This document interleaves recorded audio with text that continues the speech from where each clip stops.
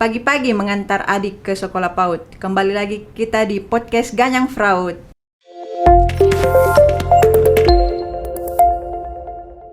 Assalamualaikum warahmatullahi wabarakatuh. Selamat pagi, salam sejahtera bagi kita semua. Salam. Hai insan pegadaian di seluruh Indonesia. Kembali lagi kita di podcast Ganyang Fraud. Dan kali ini tema kita dengan tema KPI bukan alasan. Nah, hari ini kita ditemani dengan narasumber luar biasa kita, yaitu Bapak Rahmat Hidayat. Assalamualaikum Pak. Waalaikumsalam Kak Kiki. Apa kabar Pak? Alhamdulillah baik. Baik, pertama-tama kita akan perkenalan dulu ya kepada narasumber kita. Baik Pak, silahkan perkenalan dulu ke teman-teman insan pegadaian di seluruh Indonesia. Baik, terima kasih Kak Kiki. Yang pertama saya mengucapkan terima kasih sudah diundang di podcast Ganyang Fraud ini. Sama-sama Pak. Baik, nama saya Rahmat Hidayat. Alhamdulillah pada saat ini saya diberikan amanah oleh perusahaan untuk menduduki pada jabatan Kepala Departemen Manajemen Risiko Kantor Wilayah 6 Makassar. Nah Pak, saya penasaran nih perjalanan karir Bapak dari awal masuk pegadaian sampai menduduki posisi saat ini, yaitu Kepala Departemen Manajemen Risiko. Boleh Bapak diceritakan Pak karirnya? Siap. Wah, kalau berbicara tentang perjalanan karir sepertinya akan cukup panjang ya. Mungkin dari segi umur pengabdian, saya sudah mengabdi di perusahaan ini, perusahaan tercinta kita Kak Kiki, itu sudah 30 tahun. Wah, lumayan Pak ya, sudah 30 tahun. 30 tahun, jadi sudah masuk di golongan kolonial saya, Kak Kiki. Saya belum lahir saat itu Pak. Jadi awal pertama saya berkarir di Pegadaian itu tahun 1993. Itu pertama saya ditempatkan di cabang Kendari sebagai seorang penaksir. Itu dari tahun 93 sampai tahun 1995. Jadi selama 2 tahun saya bertugas sebagai penaksir di cabang Kendari. Kemudian pada tahun 1995 sampai 99 saya bertugas di cabang Sorong masih sebagai penaksir. Nah, kemudian pada tahun 1999 sampai tahun 2000 saya ditempatkan di cabang Parepare masih sebagai penaksir. Nah, kemudian pada tahun 2000 saya diberi kesempatan untuk menjalani diklat pengelola cabang, dan pada saat itu setelah lulus dari diklat saya ditempatkan dan dipromosikan, diberi kepercayaan oleh perusahaan untuk membuka cabang di kota Luwu Utara, tepatnya di ibu kota Masamba. Jadi saya di sana sebagai pemimpin cabang dari tahun 2000 sampai tahun 2003. Kemudian tahun 2003 saya dimutasi ke cabang Rapang itu sampai tahun 2004. Jadi di cabang Rapang saya hanya menjalankan amanah selama 1 tahun. Kemudian dari cabang Rapang saya dimutasi ke cabang Parepare Utara. Nah, di Parepare Utara itu saya bertugas selama 4 tahun sampai dengan tahun 2008. Kemudian pada tahun 2008 saya dimutasi ke cabang Wonomulyo. Saya mengabdi di sana sampai tahun 2012, tepatnya selama 4 tahun. Setelah dari cabang Wonomulyo, saya diberi amanat lagi di cabang Sengkang. Tahun 2012 sampai tahun 2015 masa pengabdian saya di cabang Sengkang. Kemudian pada tahun 2015 sampai tahun 2020 saya dimutasi kembali ke kota Parepare. Kembali lagi Pak. Ya, tapi bukan di cabang Parepare Utara, tapi di cabang Pareparenya. Jadi selama hampir 5 tahun saya bertugas di cabang Parepare. Kemudian setelah saya mengabdi hampir 20 tahun sebagai pemimpin cabang, pada tahun 2020 saya diberi amanat untuk menduduki pada jabatan Kepala Departemen Non-Gade di kantor area Parepare sampai tahun 2021. Kemudian pada tahun 2021 saya diberi amanah untuk kembali ke habitat saya yang lama sebagai pemimpin cabang di cabang Sidrap. Dan ternyata jabatan saya sebagai pemimpin cabang di cabang Sidrap ini merupakan yang tersingkat karena saya hanya diberikan kesempatan untuk memimpin cabang Sidrap selama 5 bulan. Kemudian akhir tahun 2021 kemarin saya mendapat kepercayaan kembali, dipanggil untuk fit on proper test pada jabatan Kepala Departemen Manajemen Risiko. Dan alhamdulillah pada seleksi atau fit and proper test ini kemarin saya diberi alhamdulillah kelulusan, sehingga saya dapat dipromosikan di grade 13 sebagai Kepala Departemen Manajemen Risiko Kantor Wilayah 6 Makassar sampai dengan saat ini. Mungkin itu perjalanan karir saya, Kak Kiki. Oke Pak, wah sungguh sangat luar biasa ya Pak, sudah keliling dimanapun. Ya. Udah sempat ke luar Kanwil ya Pak, Kanwil Manado Ke tadi. Papua. Sorong. Ya, di Sorong. Nah, sebelumnya ke manajemen risiko itu Bapak jadi penaksir, kemudian jadi pemimpin cabang dan kepala departemen produk ya Pak, sebelum ke manajemen risiko di Kanwil.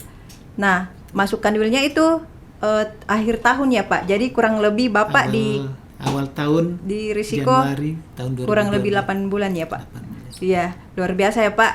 Nah, selama kurang lebih 8 bulan ini bisa Bapak ceritakan tidak ruang lingkup pekerjaan di manajemen risiko dan apa urgensinya dalam proses bisnis di perusahaan kita Pak, di PT Pegadaian. Baik, terima kasih Kak Kiki.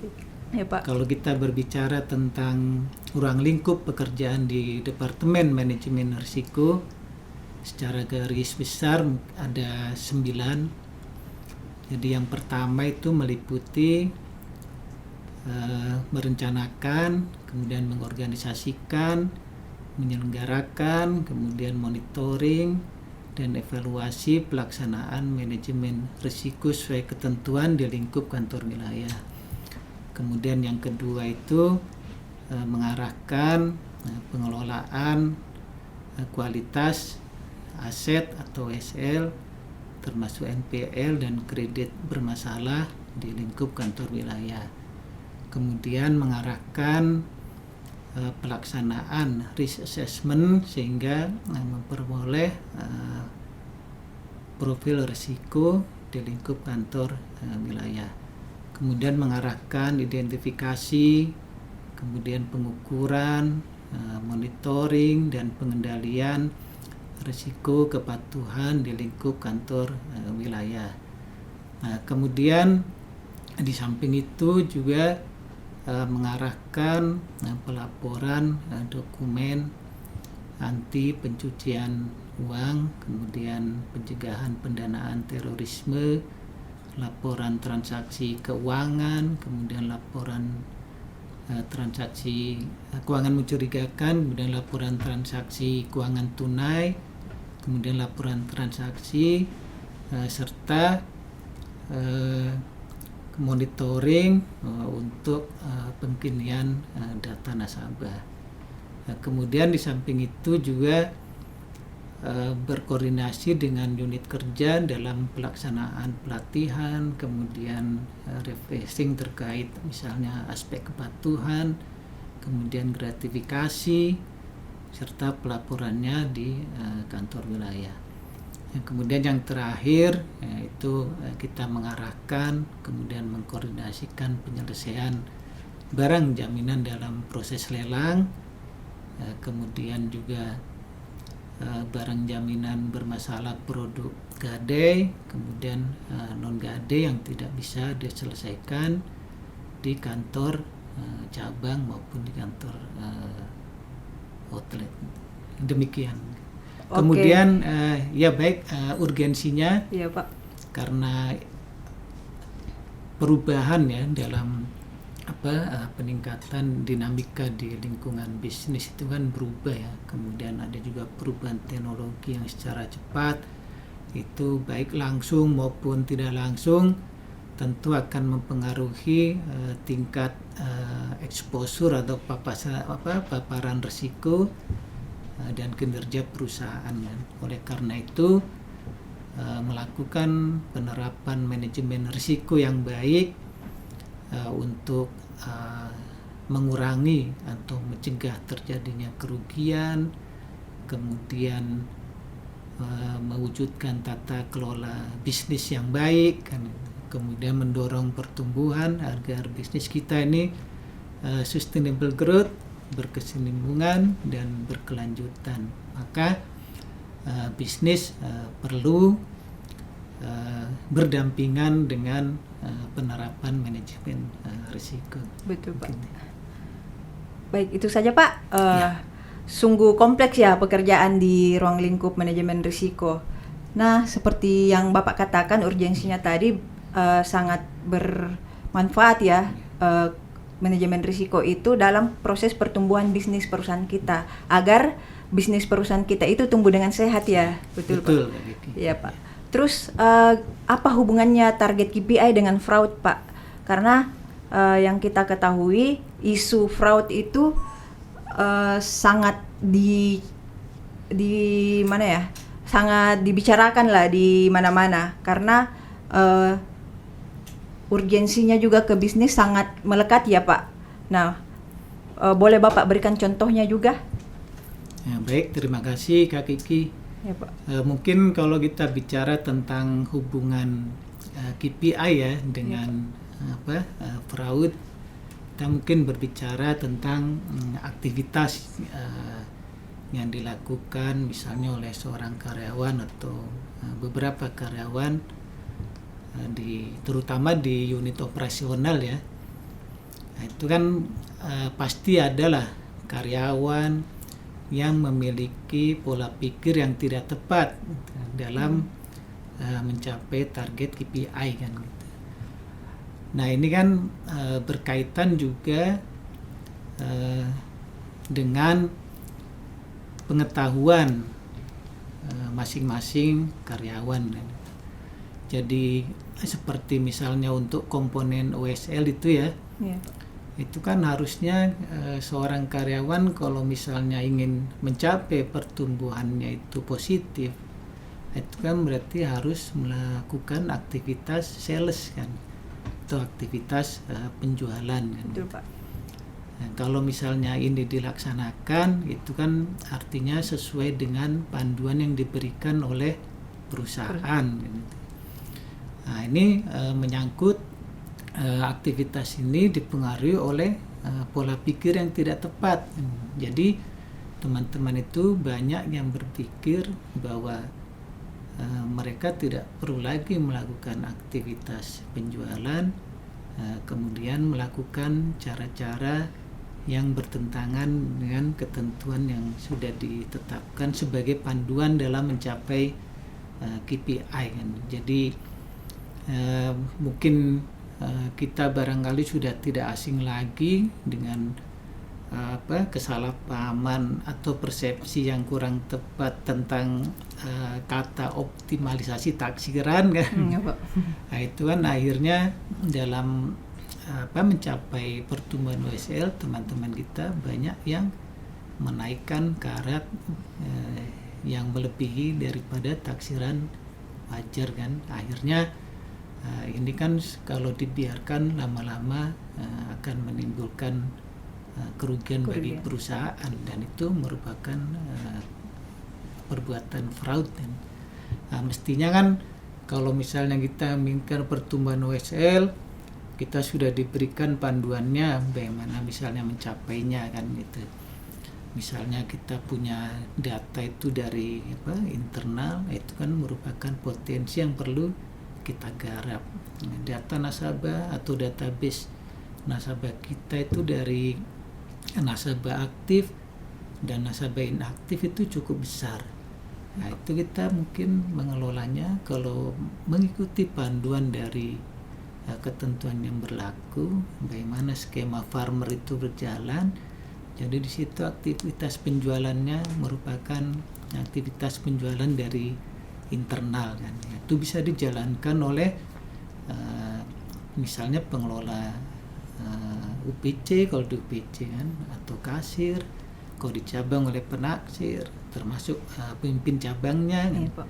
Atau mungkin bisa RU kan, bisa diberikan assignment kan itu untuk Pak. memaintenin data-data nasabah kita kan itu. Jadi kita melakukan maintenance ini dalam melalui kegiatannya itu di loket kan itu. Jadi tugas-tugas penjualan ini bisa kita bagi untuk teman-teman yang berada di dalam outlet. Mereka tuh cukup menjualnya di loket saja kan gitu. Iya. Di front office. Tapi kalau misalnya penjualannya itu merupakan aktivitas yang harus keluar, maka itu kita bagi kepada distribusi sales channel lainnya kan itu. Misalnya melalui BPO fronting, kemudian BPO sales, kemudian marketing officer, atau kita meminta bantuan melalui marketing eksekutif itu untuk menjalankan kegiatan-kegiatan penjualan yang membutuhkan effort untuk keluar dari front office. Jadi ini sebetulnya harus digerakkan budaya penjualan ini. Nanti kegiatan ini bisa meliputi misalnya yang bagian di marketing eksekutif atau marketing officer kan secara B2B kan. Iya, Pak. Itu menjalin kerjasama dengan instansi, di sana kan potensi juga banyak kan bisa digarap kan. Kemudian kalau misalnya ada kaitannya juga dengan pertumbuhan WSL, dengan kita mau misalnya menggrab nasabah baru. Nah sekarang juga kalau misalnya kita mau mengupayakan dengan program Gade Peduli, itu kita bisa memasuki atau menggarap pasar baru melalui kampus-kampus kan, atau atau di sekolah-sekolah tinggi lainnya kita mengambil pasar milenial kan. Karena Gade Peduli ini itu kan gratis sewa modal dan barang jaminannya untuk rubrik elektronik. Nah itu saya rasa paling tepat kan untuk ke sana. Seperti itu, Pak. Ya. Nah, tadi kan dijelaskan bahwa dalam mencapai KPI itu tidak harus melakukan hal yang curang ya, Pak. Ya. Karena kita disediakan beberapa jaringan dan tools seperti MO, BPO, dan kita bisa memanfaatkan peluang yang ada di manapun. Jadi tanpa harus melakukan kecurangan. Ya contohnya tadi seperti optimalisasi taksiran ya, Pak. Ya. Jadi untuk menghasilkan OSL yang tinggi tidak harus semuanya dioptimalisasi ya, Pak. Jadi yang sesuai dengan peraturan yang ada saja. Nah itu tadi contoh dari hubungan KPI dengan fraud. Nah bagaimana cara agar menumbuhkan kesadaran untuk menghindari kecurangan dalam mencapai KPI, Pak? Bisa Bapak dijelaskan? Ya, baik Kak Kiki, terima kasih. Ya, Pak. Ini juga mungkin harus jadi concern ya, membangun kesadaran ini kan. Betul, Pak, sadar ya. Dan kesadaran ini mungkin harus ya, seperti yang saya sampaikan tadi ya, harus didasari juga dengan pengetahuan kan. Betul, Pak. Sekarang apakah teman-teman itu misalnya mayoritas misalnya di satu cabang itu sudah mengetahui apa itu KPI, kemudian tujuannya untuk apa kan gitu.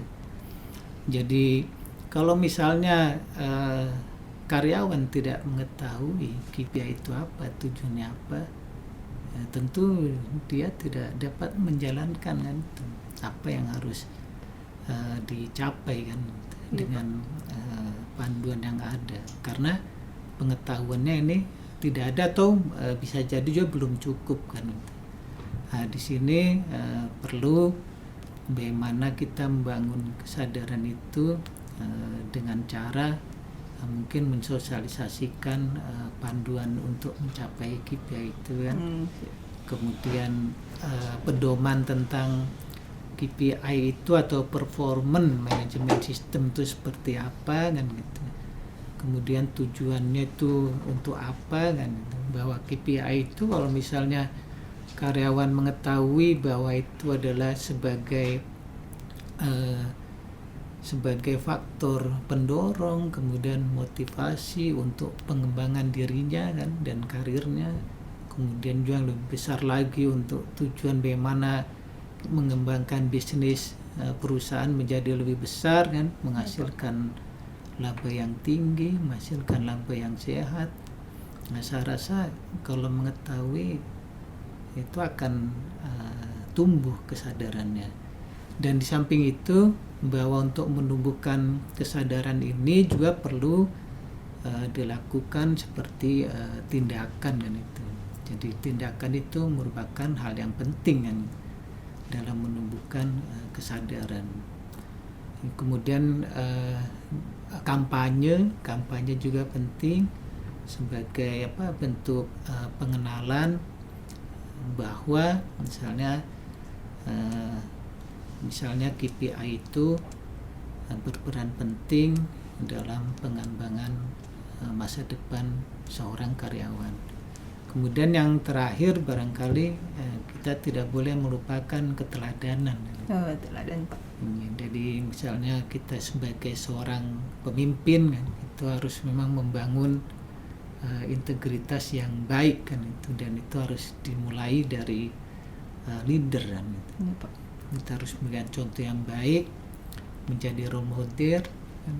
Kemudian kita memberikan pengajaran-pengajaran sebagai misalnya seorang pemimpin harus rutin untuk melakukan coaching dan mentoring untuk menggali potensi-potensi karyawan.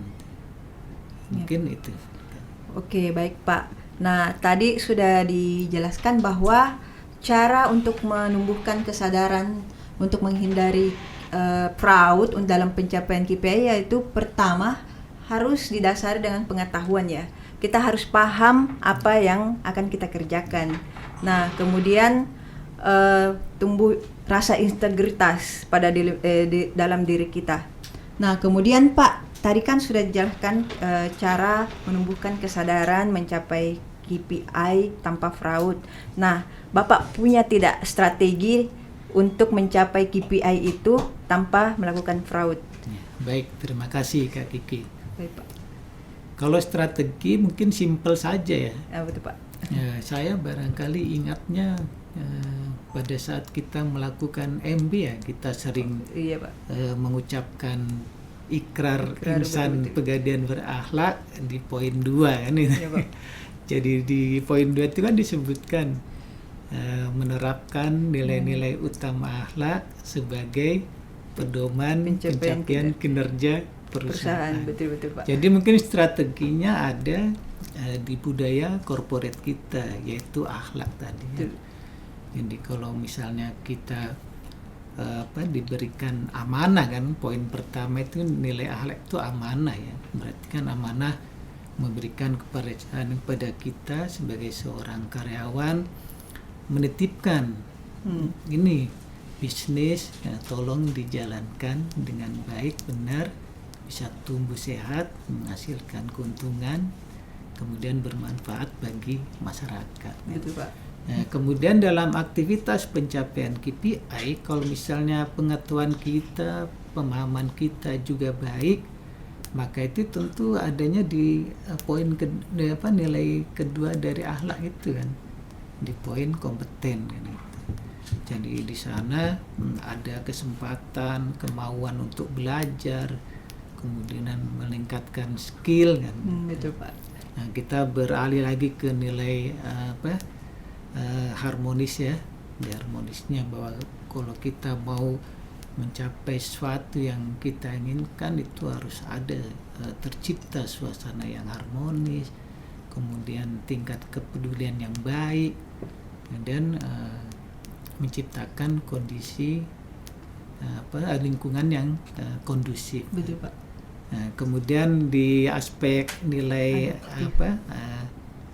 loyal tadi ya, akhlak. Ya, loyal Loyal itu kan harus mengutamakan kepentingan yang lebih besar. Jadi kepentingan yang merupakan kepentingan ego itu harus kita kesampingkan dulu kan itu dalam melaksanakan aktivitas pekerjaan kita.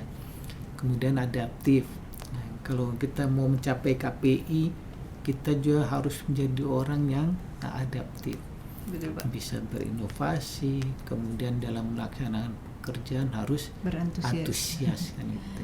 Apalagi sekarang kan perubahan kan begitu cepat.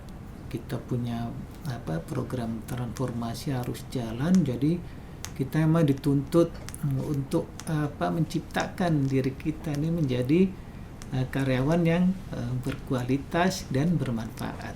Betul Pak. Nah, kemudian yang terakhir, bahwa tujuan itu kan tidak mungkin akan kita capai dengan cara sendirian ya. Iya betul. Tentu kita butuh kolaborasi, kemudian kerjasama, dan itu harus dibangun dengan kerjasama yang sinergis.